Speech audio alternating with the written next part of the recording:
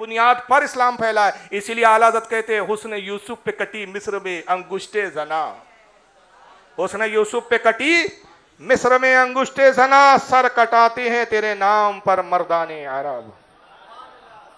तो इस्लाम कुर्बानियों से, नबी की मोहब्बत की वजह से फैला है। और एक मकाम पर मैं एक और सहाबी का तस्करा करना चाहता हूँ, हज़रत अबू उबैदा इब्न जर्राह रज़ियल्लाहु ताला अन्हु, जलील क़द्र साहबी है। अशरा मुबशरा में कितनी मोहब्बत थी रसूलुल्लाह से। सरकार ने कहा तुम में से उस वक्त तक कोई मोमिन हो नहीं सकता जब तक वो अपने माँ बाप से ज्यादा मुझसे मोहब्बत न करे।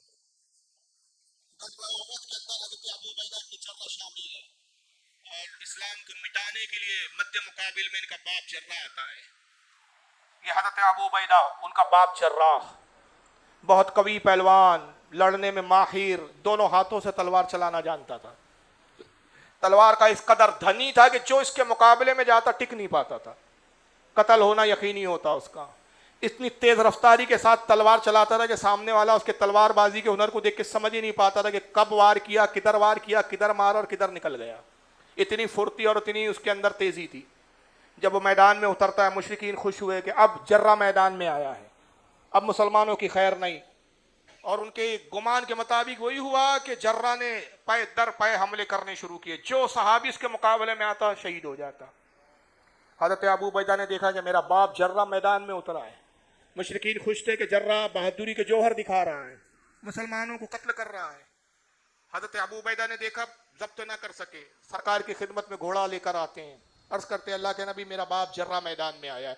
या रसूलुल्लाह तलवार का बहुत बड़ा धनी है, तलवार चलाने में माहिर है, बहादुर है, दोनों हाथ से तलवार चलाता है। और नतीजा ये है कि जो उसके मुकाबले में जाएगा सरकार मारा जाएगा। उसका मुकाबला इतना आसान नहीं। हुजूर मुझे इजाजत दीजिए कि मैं अपने बाप के मुकाबले में जाऊंगा। वजह यह है कि वो हुनर जो वो जानता है वही हुनर मैं भी जानता हूं, क्योंकि उस्ताद मेरा बाप ही है, मैंने उसी से ये हुनर सीखा है। जब मैंने उससे सीखा है तो उसकी काट मेरे ही पास है। सरकार मुझे इजाजत दी। अल्लाह के नबी ने कहा अय अबू उबैदा तुझे इजाजत नहीं, मैं नहीं चाहता कि आने वाले दौर में तारीख ये लिखे कि मोहम्मद एक ऐसा दीन लाया जिसने बाप और बेटे को मध्य मुकाबिल खड़ा कर दिया। मैं ये इल्ज़ाम अपने सर लेना नहीं चाहता। अबू उबैदा तेरे बाप के लिए बहुत सारे सहाबा काफ़ी है, तू फिक्र ना कर, तेरा बाप जिंदा नहीं रह पाएगा, कोई ना कोई से ज़रूर कत्ल कर देगा, लेकिन मैं तुझे इजाज़त नहीं देता। सरकार ने इजाज़त नहीं दी। हज़रत अबू उबैदा घोड़ा लेके फिर मैदान में उतरे, इजाज़त नहीं मिली, जंग में मशगूल हुए, लेकिन सारी तवज्जो अपनी जंग की बजाय बाप की जंग की तरफ थी। जहन बार बार बाप की तरफ जाता, चेहरा उसी तरफ देखते, और जब देखते तो तड़प जाते कि जर्रा के मुकाबले में जो जाता वो शहीद हो जाता, कत्ल हो जाता। जर्रा ने फिर चंद साहबा को शहीद कर दिया। हज़रत अबू उबैदा ने देखा कि ये इस तरह ही अगर कत्ल करता रहा, ऐसा ना हो कि मुशरिकीन की फतेह हो जाए और मुसलमानों की शिकस्त हो जाए। फिर घोड़ा लेकर सरकार की खिदमत में हाजिर हुए। फिर उतरते हैं घोड़े से, बारगाह रसूल में हाजिर हुए, दस्तबोसी की, अल्लाह के नबी आप मुझे इजाज़त दीजिए, सरकार जर्रा मुसलसल मुसलमानों को कत्ल कर रहा है, अगर यही हाल रहा तो शाम तक कई सौ कई हज़ार लोगों को मेरा तनहा मेरा बाप कत्ल कर देगा, हमें बड़ा भारी नुकसान होगा, शिकस्त यकीनी हो जाएंगी, मुशरिकीन के हौसले बढ़ जाएंगे, सरकार मुझे इजाज़त दीजिए। आका ने फिर कुछ सख्ती से कहा ऐ अबू उबैदा मैंने कहा ना तुझे इजाज़त नहीं है, फिर तुम बार बार आते हो, जाओ अब दोबारा ना आना, तुम्हें इजाज़त नहीं है।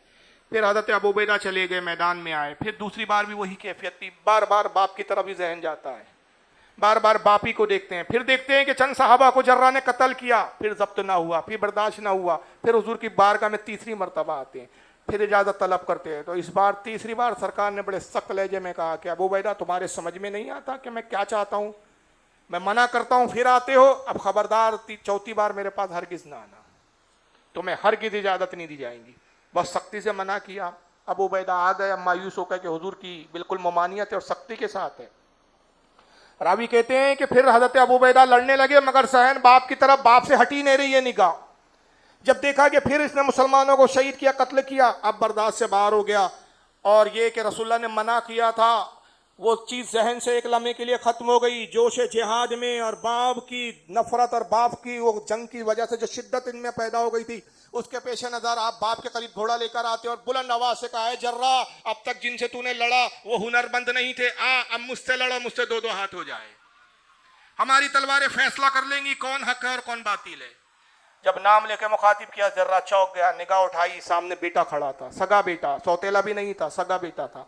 अबू उबैदा मोहम्मद के दीन ने तुझे इतना जरी और बेबाक कर दिया कि आज तू बाप का नाम लेने लगा है, मुझे जर्रा कहकर मुखातिब करता है, तूने मुझे बाप नहीं कहा, अबा नहीं कहा, क्या इतना तू चरी हो गया? कहा क्या जर्रा सुन, हाँ मैं तेरा नाम इसलिए ले रहा हूं कि कुफ्र और इस्लाम का रिश्ता कभी कायम नहीं हो सकता। मैंने रसूल से मोहब्बत का ऐसा रिश्ता कायम कर लिया है कि इस रिश्ते को मैं कयामत तक बरकरार रखने के लिए हर बातिल रिश्ते को काटने के लिए तैयार हूं। आज वही रिश्ते महकम मुस्तहकम माने जाएंगे जिसका रिश्ता रसूल के रिश्ते से जुड़ा हुआ है। मोहब्बत रसूल का जिसका रिश्ता कायम है वही रिश्ते महकम मुस्तहकम है। बाकी कोई रिश्ते हमारे नज़दीक अहमियत नहीं रखते।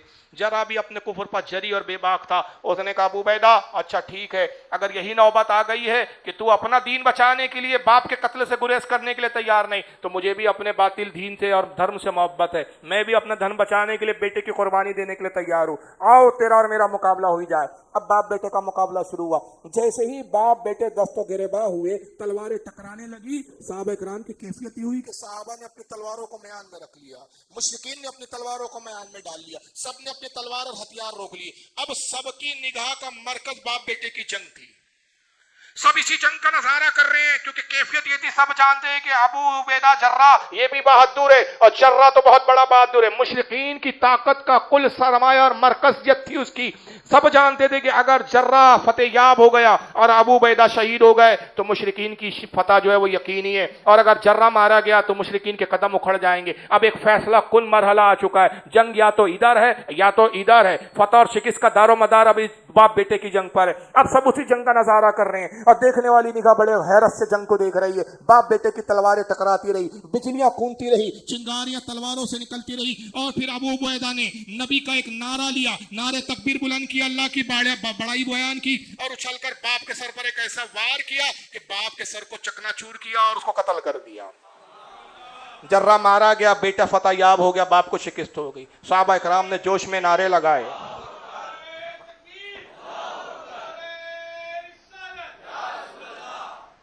सहाबा इकराम ने जोश में नारे लगाए, खुशी और मसरत का इजहार किया। मगर एक निगाह अबू उबैदा जर्रा को देख रही थी कि जर्रा पर क्या कैफियत है। क्या अबू उबैदा जर्रा भी खुश है बाप के कत्ल के बाद? देखने वाली निगाह ने देखा कि जर्रा तलवार के दस्ते पर अपनी थूड़ी को लगाए हुए रो रहे थे। तलवार से बाप का खून बह रहा था। नियत देखने वाली निगाह मौला अली की थी। मौला अली करीब गए, अबू उबैदा को बाजू से पकड़कर उठा के सहारा दिया, सीने से लगाया, तसल्ली दी। कहा है अबू उबैदा मैं एहसास कर सकता हूं, मैं समझ सकता हूं कि आखिर तुमने उस बाप को कत्ल किया है। अगरचे वो मुशरिक था, मुशरिकीन की तरफ से, कुफ्फारों की तरफ से आया था, इस्लाम का दुश्मन बनकर आया था, लेकिन मुझे इस बात का एहसास है कि आखिर वो बाप था, उसने तुम्हें पैदा किया, तुम्हारी परवरिश की, तुम्हें तहजीब व तमद्दुन सिखाया, तुम्हें परवान चढ़ाया, इस लायक बनाया कि आज जो तुमने कारनामा अंजाम दिया। बाप की मोहब्बत का तकाजा है कि तुम रो। कहा कि ऐ माली कसम खुदा की आप गलत समझे, मैं इसलिए नहीं रो रहा हूं कि मैंने बाप को मारा है, इसलिए अफसुर्दा नहीं है कि बाप मेरी तलवार से कत्ल हुआ है। मैं रो इस बात पे ला रहा हूं कि मेरा ईमान बर्बाद हो गया, मैं तबाह और हलाक हो गया। अल्लाह के नबी ने मना किया था बाप के मुकाबले में ना जाना, मैंने नबी की नाफरमानी की है, मैंने सरकार के हुक्म उदोली की है, सरकार के हुक्म को पश्च पुष्ट डाला है, मेरी आखिरत तबाह हो गई, मेरा ईमान बर्बाद हो गया, अब मेरा कोई ठिकाना नहीं। क़यामत के दिन रब तबारक व तआला इस बुनियाद पर मुझे जहन्नम में डालेगा कि मैंने उसके नबी की नाफरमानी की है, अब मेरा कोई सहारा नहीं रहा, मैं नबी का नाफरमाना गुनाहगार हूं। मौला अली ने तसल्ली दी, ऐ अबू उबैदा गम न करो, बारगाह रसूल में जाओ, सरकार के कदम नाज़मीन से लिपट जाओ, रसूल के कदमों में सर रख दो, माफी तलब करो। ये वही बारगाह है जिसकी बारगाह में हमें रब पुकार के ये कहता है वलौ अन्नहुम इज़्ज़लमू अनफुसहुम जाओ, ऐ लोगों जब तुम अपनी जानों पे जुल्म करो मेरे महबूब की बारगाह में आ जाओ। मेरा महबूब अगर तुम्हारी सिफारिश करे लवाजदुल्लाह तव्वाब रहीमा, अल्लाह को तौबा कबूल करने वाला पाओगे। तो जाओ रसूल की बारगाह में, सरकार के कदमों में जाकर एतराफ कर लो गुनाहों का, इकरार कर लो, माफी तलब करो। आका ने अपने दस्ते मुबारक को उठा दिया, तुम्हारा बेड़ा पार हो जाएगा, गुनाह दरगुजर कर दिए जाएंगे। जब मौला अली ने तसल्ली दी, हज़रत अबू उबैदा इब्न जर्राह को तसल्ली मिली। आपने अपना इमामा खोला और गले में लपेट लिया।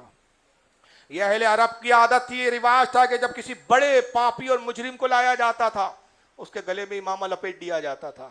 जैसे आज हमारे हिंदुस्तान के कानून के तहत जब किसी बड़े मुजरिम को ले जाते हैं तो हथकड़ी लगा के ले जाते हैं, ताकि देखने वालों को इबरत हो कि साहब ये बहुत बड़ा मुजरिम है। अरब का दस्तूर था कि जब बड़े मुजरिम को लाया जाता अदालत में, उसी का इमामा खोल के उसके सर में गले में लपेट दिया जाता था। आपने खुद अपने इमामे को लिया, गले में लपेटा और उसके एक सिरे को अपने हाथ में पकड़ लिया और उसी को खींचते हुए इस आलम में जा रहे, गोया खुद ही मुजरिम है और खुद ही पुलिस का आप फरीजा अंजाम दे रहे और अपने मुजरिमाना वजूद को बारगाह रिसालत तक पेश कर रहे हैं। हुजूर की खिदमत में गए और जाने के बाद सरकार के कदमों से लिपट गए, रोने लगे, आंसू के धारे बहने लगे। नबी करीम के जो है पाए अक़दस पर आंसू गिरते हैं, या रसूलल्लाह मैं आपका मुजरिम हूं, सरकार मैंने जुर्म किया है, मैं मुजरिम हूं आका, मुझे साथ ले लो कि रास्ते में है जा बजा थाने वाले। अल्लाह के नबी मुझसे जुर्म हो गया है। आया अबू उबैदा क्या जुर्म हुआ तुझसे, किस जुर्म के लिए आया है, किसकी माफी तलब कर रहा है? अल्लाह के नबी आपने मना किया था कि बाप के मुकाबले में ना जाना। सरकार में बाप के मुकाबले में गया, मैंने जंग भी किया और जर्रा को कत्ल भी कर दिया, मेरा ईमान तबाह हो गया सरकार, मेरा ईमान बर्बाद हो गया, मेरा इस्लाम खत्म हो गया, मैं तबाह बर्बाद हो गया, मैं हलाक हो गया। अल्लाह के नबी मैं मुजरिम हूं सरकार, मैं अपने जुर्म का इकरार करता हूं, अपनी नाफरमानियों का इकरार करता हूं। सरकार ने मुस्कुराया,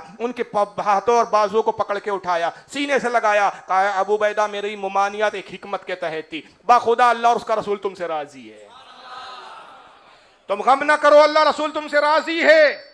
मेरी तो मुमानियत की बजाय एक हिकमत की बुनियाद भी थी, ये नहीं कि मैं इस कत्ल को पसंद नहीं करता था। जाओ अल्लाह रसूल तुमसे राजी हुए और तुम्हें बशारत देते कि तुम्हारे गुनाहों को दरगुजर कर दिया गया। जैसे ही बशारत का ये फरमान बारगाह रिसालत से जारी हुआ, अबू बैदा इब्न जर्रा खुशी के मारे उछलकर घोड़े पे बैठे, अब बड़े जोश के साथ मैदान जिहाद की तरफ गए कि अब मैं मुजरिम नहीं हूं, अब मैं पापी नहीं हूं, मैं बख्शवा हूं, नजात याफ्ता हूं। आका अबू बैदा इब्न जर्रा की उस जुर्रत को देखकर, उस शहाना अंदाज को देखकर मुस्कुराते और सहाबा को मुखातिब करके कहते, ऐ लोगों देखा ये अबू बैदा है जिसने मेरी मोहब्बत की खातिर अपने बाप को भी कत्ल कर दिया। जिसको जमीन पर चलता फिरता जन्नती देखना हो, वो अबू बैदा अपने जर्रा को देख लिया। और बाद में फिर अशर मुबश्शरा में शामिल हुए हैं। ये तो जन्नत के हकदार इतनी आसानी से नहीं हुए हैं ये लोग। ये मोहब्बत रसूल के तकाजे थे इन्होंने जिन चीज़ों ने इन्हें रसूलुल्लाह से इतना करीब कर दिया है। और इस मामले में सिर्फ सहाबा ही नहीं, एक खातून का तो वाक़ा मैं बयान कर चुका, जो अपने बच्चे को कुर्बान करने के लिए बारगाह रिसालत में हाजिर करती है। ऐसी ख़वातीन के कितने वाक़यात आपको तारीख़ में मिलेंगे कि जिन्होंने अपने बेटों को रसूलुल्लाह की बारगाह में, हज़रत उम्मारा का एक तारीख़ी किरदार है, जिन्होंने अपने बेटों को भी इस्लाम की खातिर कुर्बान किया, शोहर को कुर्बान किया। और जब बेटे और शोहर खुद कुर्बान हो गए, खुद तलवार लेके मैदान जिहाद में उतर पड़ती है और उसके बाद लड़ती है हज़रत उम्मे अम्मारा। यहाँ तक लड़ती रही कि इतनी जख्मी हुई, इतने तीर सीने में पेवस्त हो गए कि अब चलना भी दूभर हो गया, ज़मीन पर गिर पड़ी। कुछ सहाबा गए, ज़ईफ़ुल उम्र बुढ़िया थी, ज़ईफ़ा थी, उस ज़ोफ़ के आलम में उसने जिहाद किया। जब लोगों ने पूछा है उम्मे अम्मारा तुम्हारी आखिरी ख्वाहिश, का सिर्फ एक ख्वाहिश है, मैं चल नहीं सकती, उठ नहीं सकती, ऐ मेरे बच्चों मुझे उठाओ और रसूल के पास ले जाओ, मैं अपनी आखिरी सांसें मोहम्मद के कदमों में गुजारना चाहती हूँ। मेरा दम निकले तो रसूलुल्लाह के कदमों में निकले। साहबा कराम उठा कर लेकर पहुँचते हैं और हुजूर के कदमों में जब रख दिया, उसी आलम में उम्मे अम्मारा का इंतकाल अर्ज करती, या रसूलल्लाह आप मुझसे राज़ी है या नहीं? सरकार की आंखों में आंसू टेका, उम्मे अम्मारा मैं भी राज़ी हुआ और अल्लाह भी राज़ी हो गया। मैं देख रहा हूँ कि तेरा शोहर जन्नत में तेरे इंतज़ार में, जा और जन्नत में अपने शोहर और अपने बेटे से मुलाकात कर। आंखें बंद होती है और रूह परवाज होती है। ऐसी ऐसी तारीख़ के वाक़यात मिलते हैं कि बच्चे कुर्बान किए, ख़वातीन ने अपनी जानों को कुर्बान कर दिए। हज़रत एक उम्मे हराम करके एक साहबी है, किसके वाक़यात में बताऊँ, एक लंबा है और एक हज़रत एक बच्चे साहबी है, बहुत सारे वाक़यात है लेकिन वक्त का उतना तकाजा नहीं है। बस एक खातून का मैं जिक्र करता हूँ, अबू सुफियान की बेटी है उम्मे हबीबा रज़ियल्लाहु ताला अन्हा, उम्मुल मोमिनीन, नबी के निकाह में है, अमीर माविया की बहन है। ये मदीना आ गई रसूलुल्लाह के साथ हिजरत करके। अबू सुफियान बाप कुफ्र की हालत में, बेटी ईमान ला चुकी है, नबी की ज़ौजियत में उम्मुल मोमिनीन के खिताब से सरफराज हुई है। सुलह हुदैबिया के बाद जब मुआहिदा ख़त्म होने पर आया, कुछ साल का मुआहिदा था, अबू सुफियान ने चाहा कि इस मुआहिदे को बढ़ा दिया जाए। वजह यह थी कि मुसलमान मजबूत हो गए थे। अबू सुफियान को अंदेशा था कि अगर मुसलमानों ने मक्के पे हमला कर दिया, हम मुसलमानों का मुकाबला नहीं कर पाएंगे, लिहाजा बेहतर है कि इस मुआहिदे को बढ़ा दिया जाए। मुआहिदा बढ़ाने की नीयत से अबू सुफियान मदीने में आते हैं। सरकार किसी ज़रूरी काम से मदीने से बाहर तशरीफ़ ले गए हुए थे। अबू सुफियान की मुलाकात रसूलुल्लाह से नहीं हुई। ख्याल किया कि जब तक रसूल आते हैं चलो बेटी से ही मिलाते हैं, अब आए हैं मदीने में तो बेटी से ही मुलाकात कर लें। पूछा भाई उम्मे हबीबा मेरी बेटी का हुजरा कौन सा है? साहबा ने बता दिया यही आपकी बेटी का हुजरा है। आवाज लगाई, बेटी ने दरवाजा खोला, कहा अरे बाप कैसे आना हुआ? कहा रसूलुल्लाह से मुलाकात के लिए आया था। सरकार से मुलाकात नहीं हुई, सोचा तुम ही से मुलाकात कर लो। कहा ठीक है आए हो तो मिल लो। हुजरे में दाखिल हुए, एक जगह बिस्तर बिछा हुआ था रसूलुल्लाह का जिसपे सरकार आराम फरमाते थे। अबू सुफियान ने बैठने के लिए देखा कोई जगह नहीं है, वही एक बिस्तर है, एक खटिया थी, खाट पे बिस्तर था, बस उसी बिस्तर पे जैसे अबू सुफियान बैठना चाहता था बेटी उम्मे हबीबा ने बिस्तर को खींच लिया। सरदार था अबू सुफियान, कोई मामूली शख्स तो नहीं था। आप तस्वुर करो एक इज्जतदार आदमी आप अपने घर पे बुलाएं, सोफे की तरफ इशारा करें और जब सोफे पे बैठने लगे तो आप सोफे हटा दें।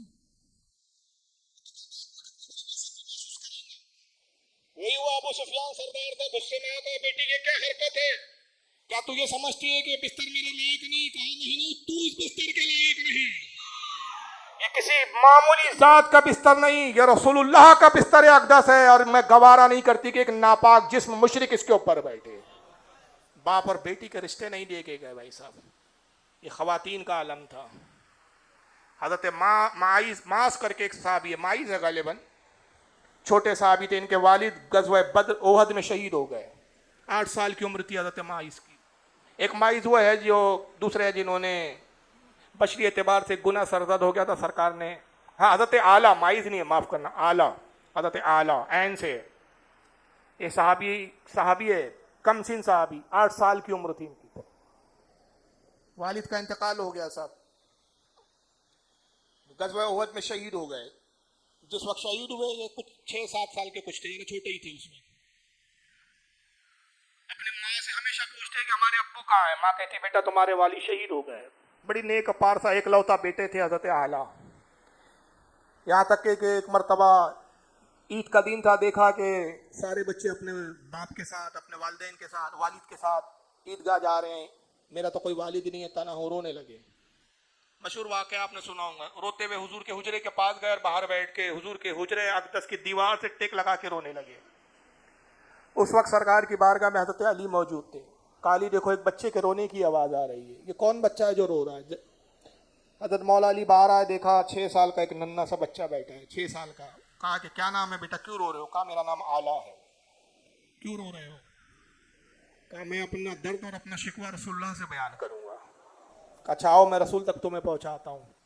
मौला अली ने गोद में उठाया, सरकार की खिदमत में लाया, हुजूर ये बच्चा है रो रहा है।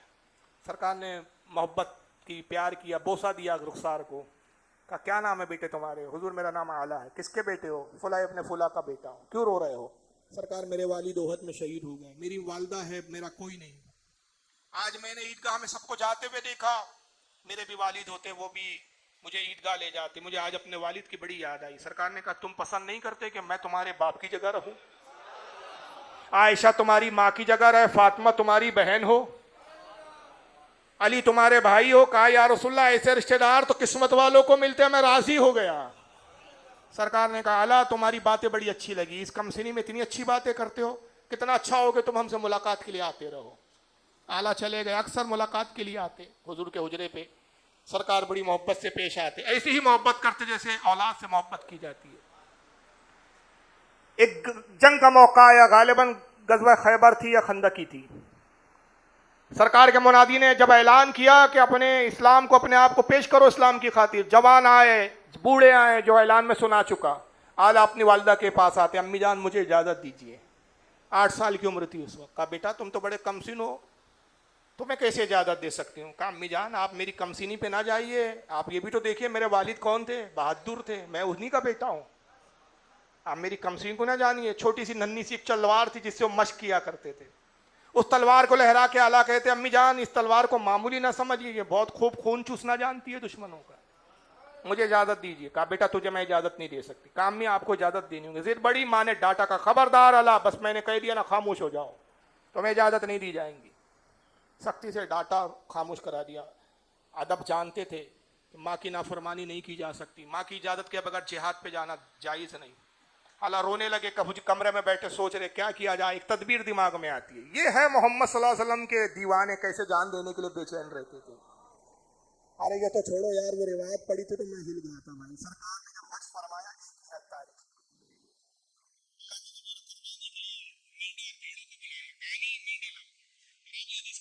सरकार ने ज़बा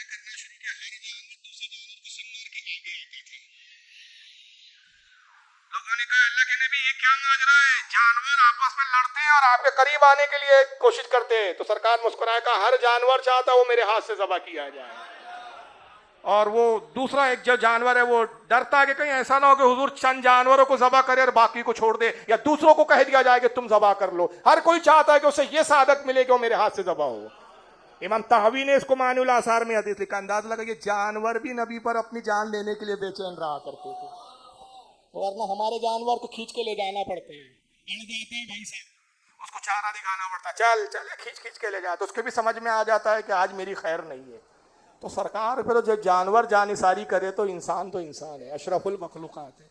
यहाँ जान देने के लिए रोया जा रहा है, जिद की जा रही है, जान बचाने के लिए नहीं। हम जान बचाने के बहाने ढूंढते, वो जान देने के बहाने ढूंढा करते थे। रोने लगे। अचानक एक तदबीर आई हजरत आला के जहन में, दौड़ते हुए गए हजरत उमर अबू बकर की खिदमत में।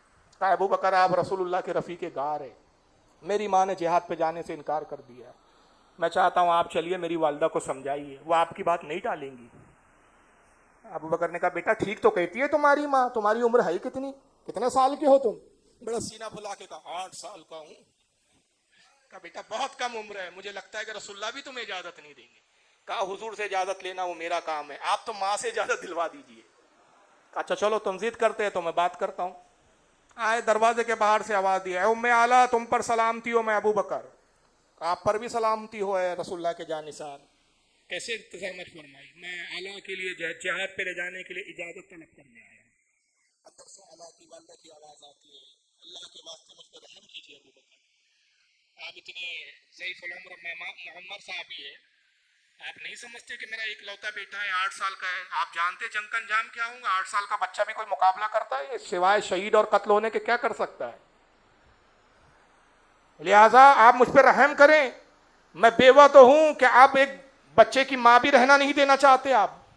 जब ये जुमले कहे तो अबू बकर लरस गए, वापस आए, कहा बेटा आला तुमने सुन लिया तुम्हारी माँ के क्या अल्फाज है, अब इससे ज़्यादा मैं हिम्मत नहीं कर सकता, बेटा अब तुम सब्र ही करो। ये कह के चले गए, लेकिन आला मुतमईन नहीं हुए, फिर दिमाग दौड़ाया अब क्या करूँ। हज़रत उमर के पास पहुँचे, हज़रत उमर से कहते हैं कि ए उमर इब्न खत्ताब, ए रसूलुल्लाह के जानिसार साहब, मेरी वालदा से मेरी लिए इजाज़त तलब कीजिए।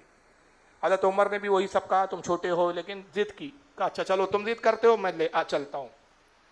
उम्मे आला के पास आए, आवाज़ लगाई अस्सलामु अलैकुम उम्मे आला, मैं उमर इब्न खत्ताब रसूलुल्लाह का साहबी, आप पर भी रहमत। तो कैसे रहमत फरमाई, मैं आला को लेने आया हूँ। कहा अच्छा आप खुद आए हैं या आला लेकर आए हैं? कहा वो छोड़िए आप इजाज़त दे दीजिए। कहा कैसे इजाज़त दे दूँ, लिल्लाह मुझ बेवा पर रहम कीजिए, ये बच्चा जाएगा तो आपको लगता है कि ये जंग में फाते होगा, सिवाय शहादत के और क्या मुकद्दर इसका हो सकता है? इस छोटे से बच्चे पर दुश्मन किस तरह हावी होगा आप खुद समझ सकते हैं। आप इतने समझदार हो के ऐसी जुर्रत की है कि आप मेरे बच्चे के लिए इजाज़त तलब करने आ गए, आपने खुद सोचना चाहिए था। जब ये जुमले कहता हज़रत उमर भी शर्मिंदा हो गए, कहा अल्लाह आपकी वालदा सही कहती है, वापस आ गए। नहीं मानी अम्मी जान, उमर से नहीं मानी, एक ही ज़ात है जो माँ को मनवा सकती है और वह रसूलुल्लाह की ज़ात। पहले सरकार को ही मनाना पड़ेगा। एक हीला तराशा है, सरकार के हुजरे के बाहर गए और फिर वही अंदाज इख्तियार किया जो 6 साल की उम्र में अंदाज के हुजरे के बाहर बैठ के रो रहे हैं और जानबूझ के आवाजें निकाल के रोते थे। रावी कहते हैं कि जानबूझ के इतनी आवाजों से रो रहे थे कि ताकि हुजरे रसूल तक आवाज जाए। सरकार जंग के हालात पर सहाबा को लेकर गुफ्तगू कर रहे थे, मौला अली साथ में मौजूद थे। फिर सरकार ने कहा अली सुन रहे हो, ये रोने की आवाज आ रही है, कोई बच्चा मालूम होता जो रो रहा है? कहा या रसूलल्लाह। कहा देखो ये कौन बच्चा है, बाहर आए हुजूर ये आला है। क्या बात है, ये हमेशा हुजरे पर आके रोता ही रहता है, ले आओ अंदर। लाए, आप क्यों रो रहे हो? अल्लाह के नबी मैं जिहाद पर जाना चाहता हूँ, माँ जो है इनकार करती है। सरकार ने कहा सही तो कहती है तुम्हारी वालदा। कहा या रसूलल्लाह मेरी ख्वाहिश है आप मेरी कमसीनी पर ना जाइए। फिर छोटी सी नन्ही सी तलवार निकाली, अल्लाह के नबी मैं कसम खा के वादा करता हूँ कि ये तलवार आपकी हिफाजत करना खूब जानती है, आप इजाज़त दे सरकार। हुजूर ने समझाया, लेकिन आला बहुत चालाक थे, सरकार के कदमों में गिर गए, कदमों से लिपट गए। अल्लाह के नबी मैं इन कदमों को उस वक्त तक नहीं छोड़ूंगा जब तक आप मुझे जिहाद पर ले जाने के लिए राजी ना हो जाए, मैं इन कदमों में जान दे दूंगा, छोड़ूंगा नहीं। जब सरकार ने ये जज्बात और कैफियत देखी, अली से कहा ली जाओ इनकी माँ से इजाज़त ले लो और कहना कि रसूलुल्लाह इजाज़त तलब करते हैं। अल्लाह अकबर, सारी कायनात रसूल से इजाज़त लेती है, रसूल इनके लिए इजाज़त ले रहे हैं। मौला अली आए, सलाम किया, अस्सलाम वालेकुम उम्मे आला, मैं अली इब्न अबी तालिब। अली आप कैसे आए? अल्लाह के लिए इजाज़त के लिए आए। वल्लाह क्या ये मुझ पे जुल्म है कि पहले अबू बकर आते हैं, फिर उमर आते हैं, अब आप चले आए दामाद रसूल। कहा मैं नहीं आया हूँ, रसूल की तरफ से भेजा गया है। कहा रसूलुल्लाह ने भेजा। हुजूर क्या चाहते हैं? कहा हुजूर चाहते हैं कि आला उनके साथ जिहाद पे जाए। कहा बाखुदा मैंने अबू बकर को इनकार किया, उमर को इनकार किया, कसम खुदा की आप आते आपको भी इनकार करती, मगर सरकार ने भेजा तो एक आला क्या है, हजारों आला हुजूर पर निसार है। बखुशी आप अब आला को ले जाएं। अब मैं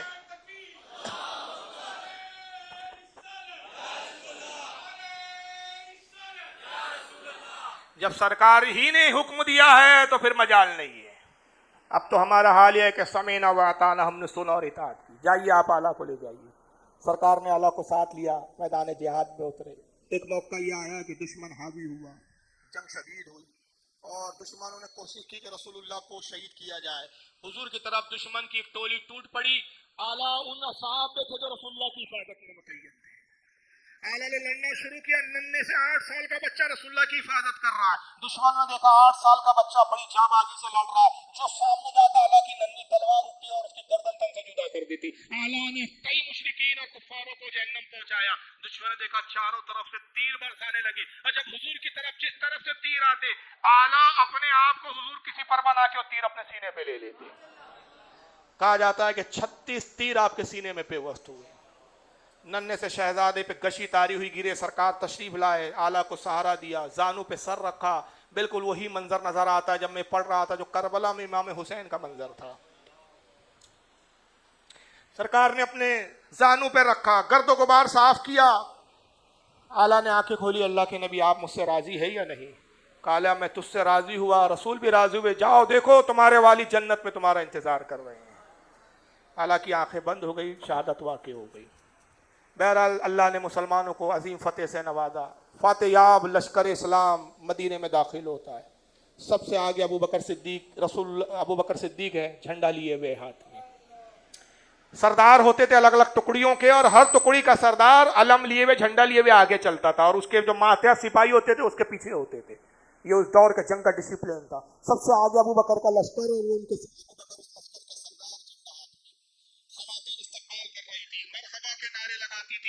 मुजाहिदीन इस्लाम को जंग की फतेह पे मुबारकबाद पेश की जा रही है। अजीज और कारीब गले मिलते थे मुजाहिदीन से, जंग की फतेह की मुबारकबाद देते। उन खवातीन की भीड़ में एक नकाब पोश एक खातून खड़ी हुई है, ये उम्मे आला थी।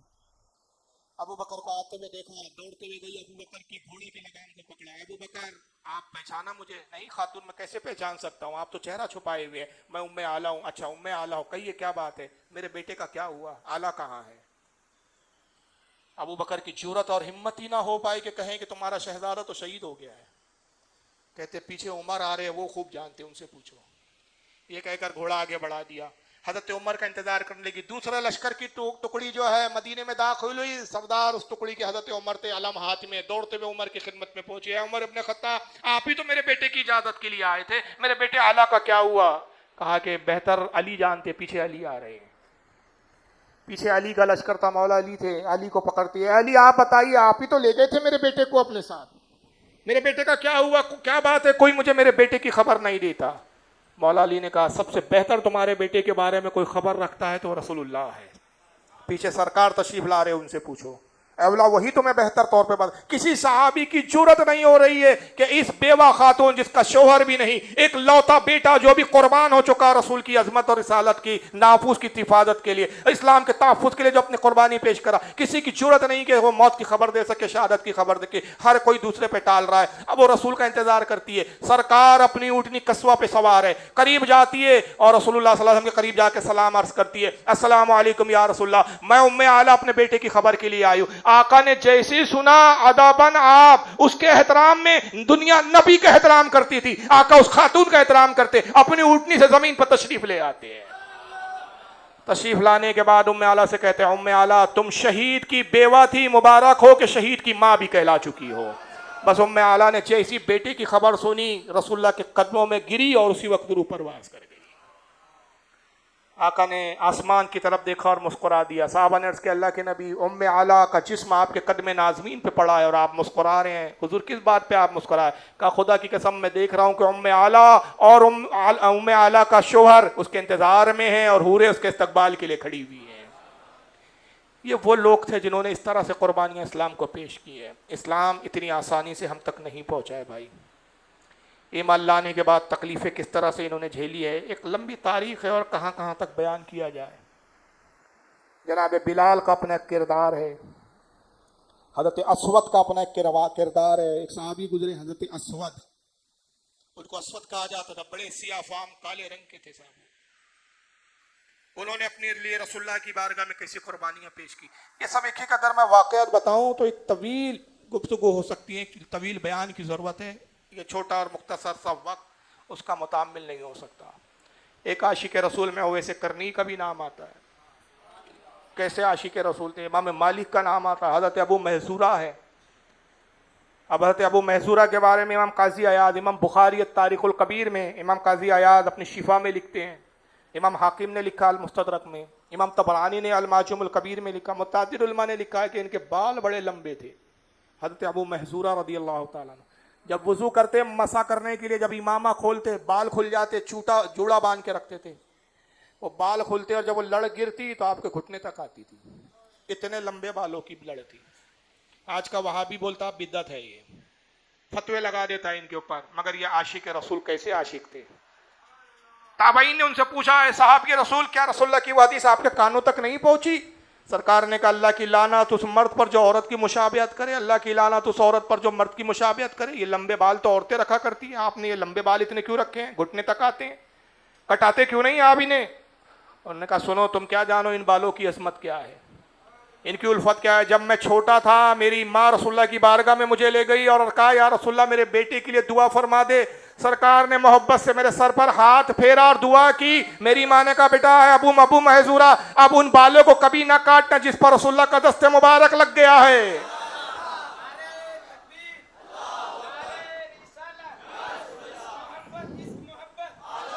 मुझे हया आती है कि उन बालों को काट के नालों में फेंक दूं जिन बालों पे नबी का दस्ते मुबारक लगा है। अंदाजा लगाइए, जो नबी के छुए बालों को काटना गवारा ना करे, रसूलुल्लाह की जात से कितनी मोहब्बत करते होंगे वो लोग। इमाम मालिक के बारे में लिखते हैं हज़रत शाह अब्दुल्लाह अज़ीज़ मुहद्दिस देहलवी रहमतुल्लाह अलैह, इमाम काजी अयाद शिफा में लिखते हैं, इमाम गज़ाली हयाल उलूम में लिखते हैं कि इमाम मालिक का आलम यह था, मदीने में आप कभी नालैन पहन के नहीं चलते थे, जूती नहीं पहनते थे, चप्पल नहीं पहनते थे, बरहेना पहन। और आज इसी चीजों को लोग बरेलवियत बोलते हैं, तंज करते हैं जाहिल चोला, जिनको मालूम ही नहीं कि अदब क्या होता है, ताजीम क्या होती है, मोहब्बत क्या होती है। बिद्दतों के नाम देते हैं खबीस इसको, पढ़ते कुछ है ही नहीं ये लोग।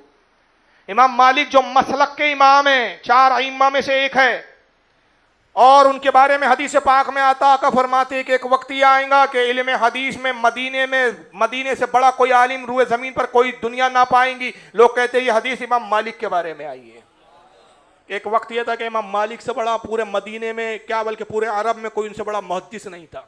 हदीस की किताब बाज़ाब्ता लिखने वाली पहली शख्सियत इमाम मालिक है, अल-मुअत्ता के नाम से लिखी, मुअत्ता इमाम मालिक पहले जात है।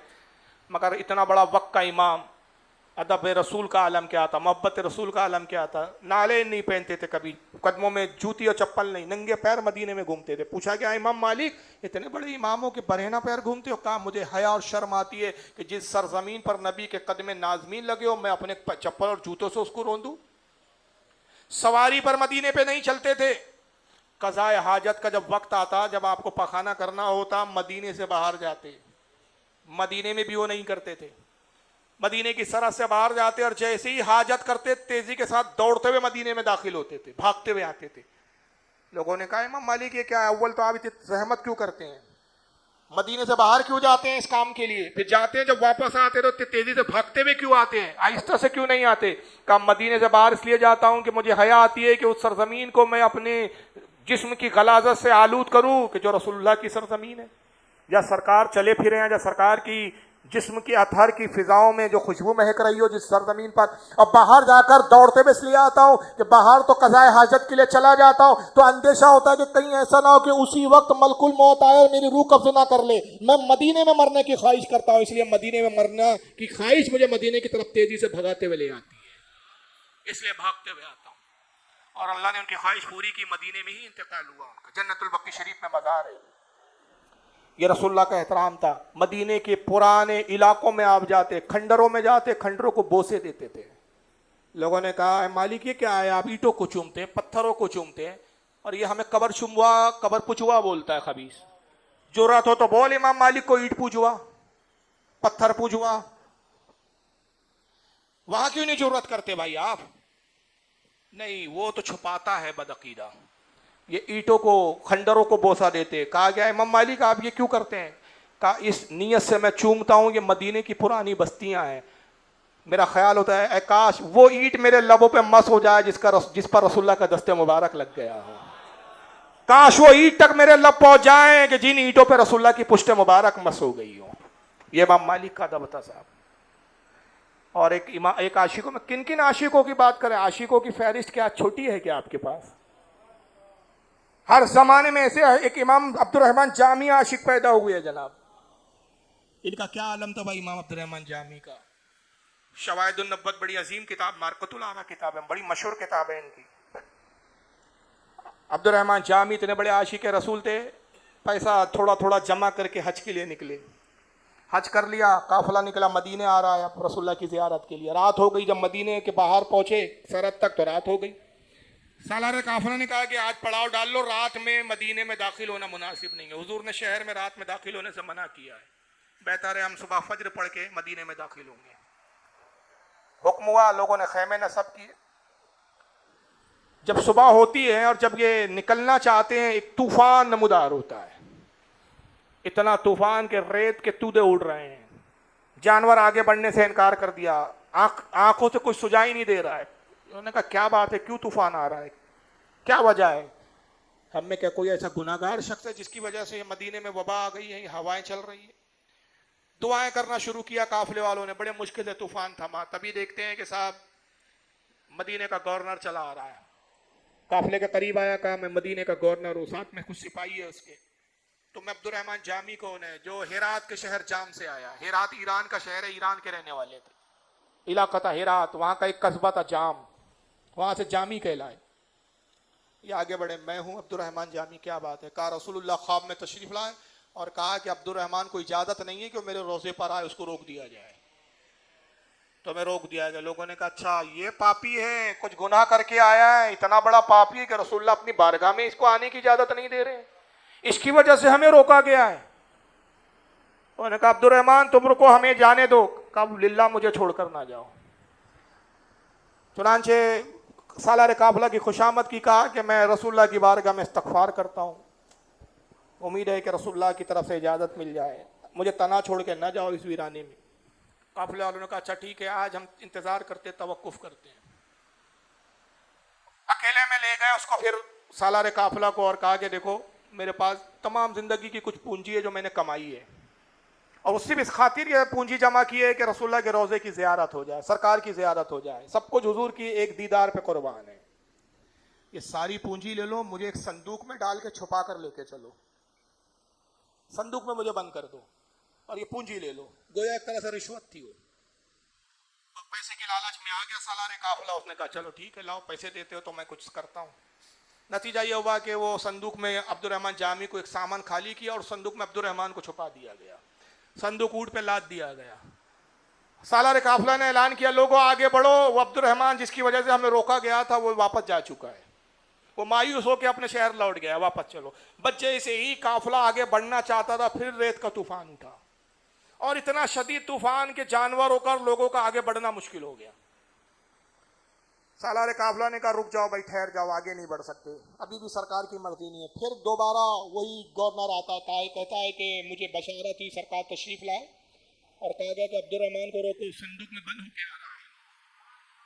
और मुझे वो ख्वाब में संदूक दिखाया गया, मुझे तुम्हारे सामान का जायजा लेने दो। गवर्नर सामान को देख रहा है, एक ऊंट के पास रुका, कहा यही संदूक है, उतारो इसे। यही संदूक मुझे ख्वाब में दिखाया गया। संदूक उतारा गया, संदूक खोला गया। संदूक में क्या था? सामान नहीं था, सामान इश्क मोहब्बत अब्दुर्रहमान की शक्ल में था। अब्दुर्रहमान बरामद हुए, रोने लगे। सारे लोग ये समझ रहे बहुत बड़ा पापी है ये। लोगों ने कहा भाई इस काफिले का पीछा क्यों नहीं छोड़ देता, तेरी एक की वजह से सबको मदीने की हाजिरी से रोका जा रहा है। और रोने लगे, कहा कि लोगों तुम नहीं जानते मुझ पर क्या गुजर रही है, मुझे क्यों रोका जा रहा है, मैं तो रसूल के दीदार के लिए दीवाना हूं, तड़प रहा हूं।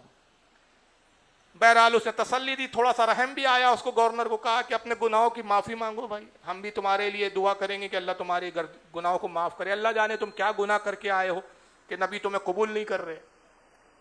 ये कहे कि तसल्ली दे के गवर्नर गया, दोपहर में कयूला कर रहा है, फिर ख्वाब में तीसरी मरतबा रसूलुल्लाह की बशारत होती है। और सरकार आके ख्वाब में कहते हैं कि ए गवर्नर मदीना, तुमने बदगुमानी की अब्दुर्रहमान पर। अब्दुर्रहमान को इसलिए नहीं रोका जा रहा है कि वो गुनाहगार है, इसलिए रोका जा रहा है कि उसने एक नात लिखी है और वो ख्वाहिश करता है कि मेरे रोजे पर पढ़े। और नात ऐसी लिखी है कि अगर उसने ना सुनाई तो मुझे अपनी कब्र से बाहर आना पड़ेगा, मामले दरहम बरहम होके रह जाएंगे। इसलिए अब्दुर्रहमान को रोका जा रहा है। मगर अब मैं इजाजत देता हूं कि अब्दुर्रहमान मानने वाला नहीं, उसे इजाजत है कि वो आए। बस जैसी गवर्नर मदीने का उठा, सरापा इश्क मोहब्बत और सरापा अकीदत बन के अब्दुर्रहमान के कदमों में आके गिरता, हुजूर मुझे माफ़ कर दे, हमने तो आपकी तरफ बदगुमानी की थी। आप तो अल्लाह के रसूल के वो मुकर्रब तरीन लोगों में से हैं जिनकी बदौलत रसूलुल्लाह की 3 मरतबा मुझ जैसे गुनाहगार को ज़ियारत हो गई है। आप हक रखते हैं कि रसूलुल्लाह अपने दीदार से आपको मुशर्रफ करें। जब सालार काफिला को उसने मामला बताया, अब हर कोई अब्दुर्रहमान को अकीदत से देख रहा है, कोई हाथ चूम रहा है, कोई पैर चूम रहा है। लोगों कहा ये छोड़ो ये सब, मुझे इससे कोई गरज नहीं, मुझे तो, मैं तो रसूल का दीवाना हूँ, मुझे तो मेरे आका के दर तक पहुंचने दो। दौड़ते हुए गए, रोज़े रसूल पर जाके कदमे नाज़रीन में गिर गए। अल्लाह के नबी मुझे इतना रोका गया। सरकार एक नाती की तो बात थी, अब्दुर्रहमान ने कुछ अकीदत का इजहार किया, हुजूर आप ना सुने तो फिर कौन सुनेगा सरकार, हुजूर इजाजत है कि मैं पढ़ूं। रावी कहते हमने अपनी आंखों से देखा, कब्र मुबारक शक हुई, सरकार बनफ्स नफीस बाहर तशरीफ लाए, हजारों का मजमा हुजूर को देख रहा था। अब्दुर्रहमान जामी के सबब हुजूर ने कहा अब्दुर्रहमान इजाजत है, अब सुना नात में बनफ्स नफीस तेरी नात सुनी। और अब्दुर्रहमान जामी ने सुनाना शुरू किया, तनम फरफुरदा जा पारा जी हिजरा या रसूल अल्लाह। यही वाला थी जनाब, हम पे तो कोई कैफियत नहीं हो रही, अल्लाह जाने क्या उन्होंने जज्बात थे कि जिस जज्बात को सरकार ने कबूल कर दिया।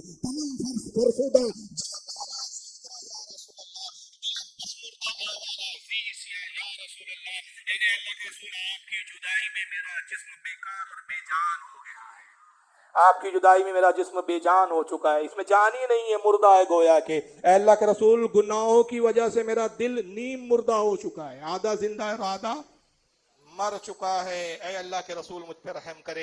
चूसुए मन गुजर आरी मन मिस्कीन इस दारी फिदाए नफ्से नालैनत कुनम जा या रसूलुल्लाह। कहते हैं कि अगर आप मेरे कूचे से गुजरे तो अल्लाह के नबी आपके नालैन, मेरे गरीब और मिस्कीन के कूचे से अगर गुजरे तो मैं आपके नालैन पा के निशान पर अपने आंखों को रख दूं, अपने सर को रख दूं। नालैन पर नहीं, जहां नालैन पाक का निशान पड़ जाए वहां पर मैं अपनी जान कुर्बान कर दूं। कुनम जान को मैं फिदा कर दूं आप पर। बहरहाल ये बड़ी तवील नात है, ये उन्होंने बयान की, पढ़ी, और सरकार हर शेर पर उनको दाद देते, तारीफ करते, दुआ फरमाते, और ये रो रो के नात पढ़ते रहे। यहाँ तक कि जब नात मुकम्मल हुई, सरकार ने कहा अब्दुर्रहमान अब तुम्हें तसल्ली और खुशी हो गई। अल्लाह के रसूल मैं खुश हो गया, राजी हो गया। सरकार अपने कब्र मुबारक में तशरीफ ले गए। अब्दुर्रहमान ने कुछ दिन क़याम किया मदीने में। जब भी रोज़े रसूल पर आते सलाम करते, अस्सलाम वालेकुम या रसूलल्लाह, और रोज़े रसूल से जवाब आता वालेकुम अस्सलाम अब्दुर्रहमान। अब रुख्सत हुई, इजाज़त का वक्त आया, सरकार वतन जाना ज़रूरी है, आप ही की दीन की खिदमत के लिए जा रहा हूँ। दिल चाहता नहीं है, गोया मुहद्दिस आज़म की ज़बान में मदीने को सब कुछ दिए जा रहा हूँ, मदीने को सब कुछ दिए जा रहा हूं, बहारे मदीना लिए जा रहा हूं। मदीने का कुछ काम करना है सैयद, मदीने का कुछ काम करना है सैयद, मदीने से बस इसलिए जा रहा हूं, मदीने का ही काम करना है हिंद की जमीन पर, वरना दिल तो नहीं चाहता। वही अब्दुर्रहमान की कैफियत थी, सरकार दिल नहीं चाहता मगर आप ही के दीन की खिदमत करना है। जाम में हेरात में इजाजत है सरकार ने कहा अब्दुर्रहमान जाओ, अगले साल फिर आओ। अगले साल पहुंचे, फिर सलाम किया, फिर हाजिरी होते रही। जब जब हाजिर हुए सलाम किया, कब्र रसूल से जवाब आता। फिर रुखसत हुए, फिर सरकार ने कहा अब्दुल रहमान जाओ, फिर आओ। फिर तीसरा साल गए, फिर आए। जब भी जाते और हुजूर को आखिरी अलविदाई सलाम करते, हुजूर कहते अब्दुल रहमान जाओ और फिर आओ। यहाँ तक के मुहद्दिसीन उलमा लिखते हैं कि 9 बार ये सिलसिला रहा। और जब 9वीं बार आखिरी बार आया, सलाम किया, तो हुजूर ने जवाब दिया, मगर ये इरशाद नहीं फरमाया कि जाओ और आओ। फिर दूसरी बार फिर इसी गरज से सलाम किया कि सरकार इस बार फरमाए, मगर हुजूर ने उस बार भी नहीं फरमाया। तो अर्ज करते या रसूलल्लाह, हर बार इरशाद होता था कि जाओ और फिर आओ, सरकार इस बार इरशाद नहीं हुआ। आका ने कहा अब्दुल रहमान ये तेरी और मेरी आखिरी मुलाकात है, अब तुम इंतकाल कर जाओगे। हुजूर को ये भी पता है कब किसको कहाँ मरना है, कब मौत आनी है। और ये अनारकली की औलाद अब तक दीवार के पीछे में अटका हुआ है, दीवार के पीछे का इल्म नहीं था। अनारकली के बच्चे हैं ये, छोटे छोटे। बहरहाल अब्दुल रहमान बड़े रोते हुए विदा हुए और उसी साल फिर उनका इंतकाल हुआ। और फिर अगर इमाम इश्क मोहब्बत की बात करें तो रात छोटी है बात बड़ी है। उनका तो ये हाल है कि ऐ मेरे दिल को ढूंढो, क्या शेर है भाई वो? नहीं भाई, अरे आए खुदा के बंदो, कोई मेरे दिल को तो ढूंढो। मेरे पास था अभी, तो अभी क्या हुआ खुदाया, कहाँ चला गया दिल? मेरे दिल को ढूंढो। बरेली में जिस्म रह गया, दिल गायब हो गया, बॉडी है दिल नहीं है। अरे है खुदा के बंदो, किसको कह रहे हैं खुदा के बंदो? आपको हमको नहीं, वो हदीस की तरफ इशारा है, अयूनी या इबादिल्लाह। सरकार फरमाते जब तुम मुसीबत में आओ तो पुकारो अयूनी या इबादल्लाह, ऐ अल्लाह के बंदो मेरी मदद करो। अल्लाह के ऐसे खुशखास बंदे जो तुम्हें देखते, तुम उन्हें नहीं देखते, वो तुम्हारी मदद करेंगे। ये अल्लाह के औलिया की जमात है, इबादुल्लाह, ये फरिश्तों की जमात है, उनको मुखातिब कर रहे हैं, ऐ खुदा के बंदो, ऐ इबादुल्लाह, कोई मेरे दिल को ढूंढो। मेरे पास था अभी, तो अभी क्या हुआ खुदाया? कोई आया ना, कोई गया ना आया, तुझे हमद है खुदाया। तो अब वो ढूंढने निकले सारे, फिर अल्लाह के बंदे, चलो अहमद रजा के दिल को ढूंढे भाई, कहाँ? तो उनको मिला, तो उन्होंने कहा ऐ रजा हमें तेरे दिल का पता चला बा मुश्किल। बहुत ढूंढा, बहुत तलाश किया, पता चली गया आखिर। तफ्तीश के बाद मालूम ही हो गया कि दिल कहाँ है अहमद रजा। हमें ऐ रजा तेरे दिल का पता चला बा मुश्किल, दरे रोज़े के काबिल मुकाबिल हमें वो नजर तो आया, मगर ये ना पूछ कैसा पाया, ये ना पूछ कैसा पाया। रोज़े रसूल पर पड़ा हुआ था, बिलक रहा था, तड़प रहा था, क्या कैफियत थी अब वो हम नहीं बयान कर सकते, अल्फाज नहीं हमारे पास, वो कैफियतों के इज़हार के लिए जुमले नहीं हमारे पास। ये ऐसे ऐसे आशिक गुजरे हैं। तो बहरहाल ये सब साहबा इकराम हो या ये हो, ये वो आशिकान रसूल थे जिन्होंने नामूस के लिए मोहब्बत रसूल में अपने आप को फिदा कर दिया था। अल्लाह ताला हम सबको भी ऐसी मोहब्बत अता फरमाए, अपने नबी पर मरने मिटने का जज्बा अता फरमाए। किसी को कोई सवाल पूछना हो तो सवाल पूछ सकते हैं। वो कागज गिरा भाई, देखिए कहाँ गिरा, वो क्या लिखा था? मैंने पढ़ा ही नहीं उसको, क्या लिखा था उसमें?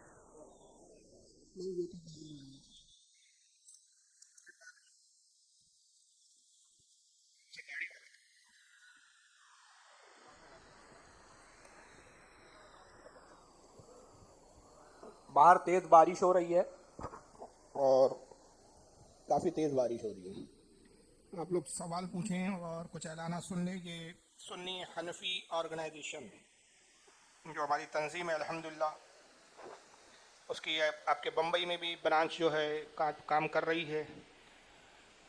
ये उन्हीं के उसी तंजीम के ज़ेर एहतमाम हमारे तंजीम से जुड़े हुए एक बहुत काबिल मुसन्निफ भी हैं, अदीब भी हैं माशाल्लाह, और पेशे से डॉक्टर भी हैं, डॉक्टर मोहम्मद आफाक। उन्होंने ये किताब लिखी है। किताब का थोड़ा सा पस मंज़र मैं बता देता हूँ। एक हदीस पाक है तवस्सुल के ताल्लुक से, रसूलुल्लाह से मांगने को लेकर, जो हम अहले सुन्नत के नज़दीक बहुत बड़ी दलील की हैसियत रखती है, जिसको इमाम अब्दुर रज़्ज़ाक़ ने अल-मुसन्नफ़ में लिखा है, इमाम इब्न अबी शैबा ने भी अल-मुसन्नफ़ में लिखा है, इमाम हाकिम ने अल-मुस्तदरक में लिखा है, मुतअद्दिद अइम्मा ने लिखा है, कई हवाले हैं उसके।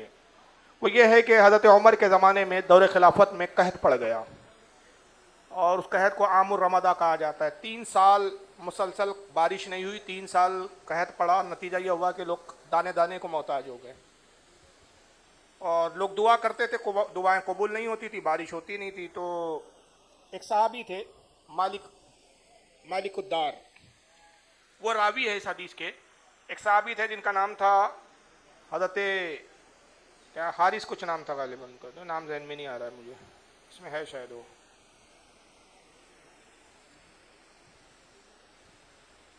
बहरहाल वो मालिक उद्दारी थे गालिबन। खैर मालिक उद्दार तो रावी है जो हज़रत उमर रदी अल्लाह ताला अन्हु के वो ज़माने में वज़ीर खुराक थे, यानी फूड इंस्पेक्टर, वो बोल सकते फूड मिनिस्टर, वो इस हदीस के रावी है कि एक साहब रसूल थे, वो रसूलुल्लाह के रोज़े पर गए और उन्होंने रोज़ा रसूल पर जाके दुआ की और कहा कि अल्लाह के नबी आपकी उम्मत हलाक रो रो के हुजूर की बारगाह में अर्ज़ करते रहे। घर आए, ख्वाब देखते हैं, नींद लग गई, सो गए तो ख्वाब में सरकार तशरीफ़ लाए, फरमाया फिक्र ना करो, तुम्हें पानी अता किया जाएगा, बारिश हो जाएगी, उमर को मेरा सलाम कहना और नसीहत करना कि लोगों के साथ थोड़ा नरमी से पेश आए। बारिश हो गई। तो ये हदीस को तकरीबन सभी उलमा ने सही कहा है और ये हम अहले सुन्नत के लिए बहुत बड़ी सनद की और दलील की हैसियत रखती है ये हदीस कि हुजूर से डायरेक्ट भी मांगना जायज़ है, रसूलुल्लाह से विसाल के बाद भी मांगना जायज़ है। तो इस पर गैर हमारे जो है वहाबिया वो एतराज़ करते कि इसका रावी जो है हज़रत मालिक उद्दार वो ज़ईफ़ रावी है, इसकी सनद में फुला मामला ये है वो है वो है। उन तमाम एतराज़ात जो गैरों की तरफ से किए जाते हैं, उन एतराज़ात के जवाबात और उसकी सनद पर आलिमाना और मुहद्दिसाना अंदाज में गुफ्तगू की गई है। हमारे डॉक्टर मोहम्मद आफाक ने इस पर काफ़ी मेहनत की है माशाल्लाह, और अइम्मा की किताबों से उस हदीस की सेहत पर गुफ्तगू करके साबित किया है कि ये हदीस बिल्कुल सही है। मुहद्दिसीन ने इसको कबूल किया है और इसकी सनद बिल्कुल सही है, काबिल कबूल है। इस मौजू पर यह किताब लिखी गई है, तो इसको हर सुन्नी नौजवान ने कम से कम पढ़ना चाहिए। बिलखुसूस उस नौजवान ने तो ज़रूर पढ़ना चाहिए जिनका वास्ता इन लोगों से अक्सर पड़ता है और जिनको बहस व मुबाहिसा इनसे साथ पेश आता है। तो बहरहाल ये किताब यहाँ हदियतन मौजूद है। क्या कीमत? 60 रुपये। इसकी कीमत भी कोई ज़्यादा नहीं है, 60 रुपया है। तो आप ये किताब यहाँ से हासिल करें, बाहर स्टॉल लगा हुआ है, 60 रुपया इसकी कीमत है। किताब का नाम है तवस्सुल की मशहूर हदीस मालिक उद्दार का तहकीकी जायज़ा। अगर अभी किसी के पास पैसे ना हो तो बाद में भी आप सुन्नी हनफी ऑर्गेनाइजेशन के मेम्बरान से रब्ता करके किताब हासिल कर सकते हैं। दूर दराज के रहने वाले हो, किसी को भेजना हो तो बाय पोस्ट भी ये भेजी जा सकती है। तो बहरहाल ये किताब ज़रूर पढ़ें, काफ़ी आलिमाना इस हदीस पर गुफ्तगू है, बहसें हैं और काफ़ी बड़ी बड़ी किताबों से, अइम्मा की किताबों से इसमें दलीलें दी गई है। तो इस किताब को ज़रूर पढ़ें।